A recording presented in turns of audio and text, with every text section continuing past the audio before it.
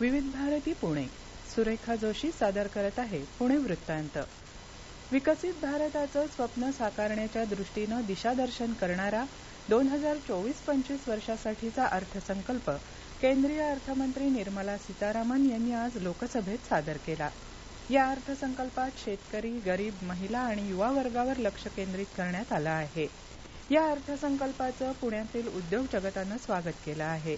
या अर्थसंकल्पाद्वारे पायाभूत सुविधांवरील खर्च वाढवतानाच वित्तीय तूट 5% कमी करण्याचा निर्धार अर्थव्यवस्थेला चालना देणारा ठरणार असल्याची सर्वसाधारण प्रतिक्रिया व्यक्त करण्यात आली आहे.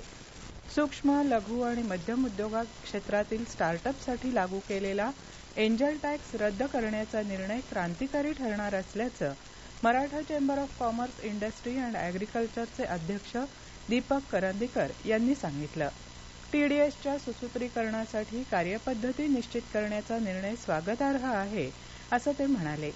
चेंबरचे महासंचालक प्रशांत गिरवणे यांनीही अनेक निर्णयांचं स्वागत केलं असून यंदा वित्तीय तूट 4.9% कमी करण्याचा निर्धार व्यक्त झाल्यानं पुढील वर्षी हे प्रमाण 4.5% कमी होईल असा विश्वास व्यक्त केला आहे. पायाभूत सुविधांवरील खर्च वाढणं ही अतिशय चांगली गोष्ट आहे, असं ते म्हणाले. प्रख्यात करतज्ञ चंद्रशेखर चितळे यांनी करदात्यांसाठी हा संमिश्र स्वरूपाचा अर्थसंकल्प असल्याचं सांगितलं. या अर्थसंकल्पात पुणे मेट्रोसाठी 814 कोटी रुपयांच्या निधीची तरतूद असून यामुळे पुण्यात मेट्रोचं जाळं विस्तारण्यास गती येईल असा विश्वास केंद्रीय राज्यमंत्री मुरलीधर मोहोळ यांनी व्यक्त केला. तर विकसित भारताच्या दिशेनं दमदार वाटचाल करण्यासाठीचा आणि मध्यम वर्गाला आणखी दिलासा देणारा हा अर्थसंकल्प आहे, असं आमदार सिद्धार्थ शिरोळे यांनी म्हटलं आहे. थोर स्वातंत्र्य सेनानी लोकमान्य बाळ गंगाधर टिळक यांची जयंती आज पुणे आणि पिंपरी चिंचवडमध्ये विविध उपक्रमांनी साजरी करण्यात आली. दोन्ही महानगरपालिकांमध्ये लोकमान्य बाळ गंगाधर टिळक यांना अभिवादन करण्यात आलं.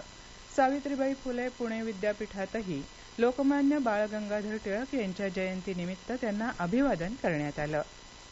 मराठा आरक्षणासाठी आंदोलन करणारे मनोज जरांगे पाटील यांची पुढच्या महिन्यात 11 तारखेला पुण्यात शांतता फेरी आयोजित करण्यात आली आहे. आयोजकांनी आज पुण्यात पत्रकार परिषदेत ही माहिती दिली. ससूनमधील डॉक्टर बेवारस रुग्णांना अज्ञात स्थळी पाठवून देत असल्याचा धक्कादायक प्रकार समोर आला आहे. या प्रकरणी आरोपी डॉक्टर आदी कुमारला निलंबित करण्यात आलं असून येरवडा पोलीस ठाण्यात गुन्हा दाखल करण्यात आला आहे. सामाजिक कार्यकर्ते दादासाहेब आणि रितेश गायकवाड यांनी हा प्रकार समोर आणला आहे. वन्यजीव नियमांचं उल्लंघन करणाऱ्यांना शोधण्यासाठी आता प्रशिक्षित श्वान पथकाबरोबरच अश्वदलाचाही वापर केला जाणार आहे. पुणे वनविभागातर्फे त्यासाठी काही ठराविक प्रजातीच्या अश्वांना प्रशिक्षण दिलं जात आहे. राज्यातला हा अशा प्रकारचा पहिलाच प्रयोग ठरणार आहे. पुणे जिल्हा क्रिकेट संघटनेच्या मान्यतेनं तिसऱ्या स्पोर्ट्स फील्ड मान्सून लीग अजिंक्यपद या 30 षटकांच्या क्रिकेट स्पर्धा सुरू आहेत. या स्पर्धेत क्रिकेट नेक्स्ट अकॅडमी आणि एके स्पोर्ट्स अकॅडमी या संघांनी सलग तिसरा विजय मिळवला असून या स्पर्धेतले सर्व सामने त्यांनी जिंकले आहेत. पाईपलाईन दुरुस्तीच्या कामामुळे पिंपरी चिंचवडमधील दापोडी गावचा पाणीपुरवठा येत्या गुरुवारी बंद राहणार आहे. दुसऱ्या दिवशी अनियमित आणि कमी दाबानं पाणीपुरवठा होईल अशी माहिती शहर अभियंता अजय सूर्यवंशी यांनी दिली आहे. पुणे आणि परिसरात आज पावसाची संततधार सुरू आहे. उद्याही शहर आणि परिसरात हलक्या ते मध्यम पावसाची शक्यता असून घाट परिसरात मुसळधार पावसाचा अंदाज हवामान विभागानं वर्तवला आहे. दरम्यान गेल्या काही दिवसांच्या दमदार पावसामुळे खडकवासला धरण 85% भरलं आहे.